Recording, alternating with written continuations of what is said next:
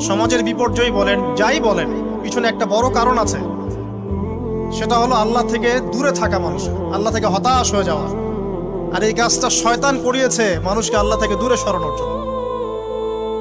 কিন্তু আল্লাহ রাব্বুল আলামিনের কাছে কেউ যদি যেতে চায়, মন থেকে যদি আল্লাহকে একটা বারও ডাকে, আল্লাহ পাক এক ডাকের মাধ্যমেও তার গুনাহ মাফ করতে পারে। দুজন ব্যক্তির ঘটনা পড়লাম। একজন ব্যক্তি প্রচন্ড রকম আবেদ, প্রচুর ইবাদত করে। আপনারা জানেন ইবলিসও কিন্তু আবেদ ছিল, ইবলিস কিন্তু প্রচুর ইবাদত করেছে। এখন ওই ব্যক্তির একজন বন্ধু ছিল, এটা বানু ইসরাইলের ঘটনা।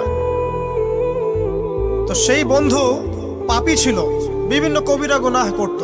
আর এই আবেদ ব্যক্তি বারবার তাকে নসিহত করত, গুনাহ ছেড়ে দাও, তুমি পাপ করছো, গুনাহ ছেড়ে দাও। তখন সেই ব্যক্তি যে পাপ করছে সে বলতো যে আল্লাহ কি তোমাকে আমার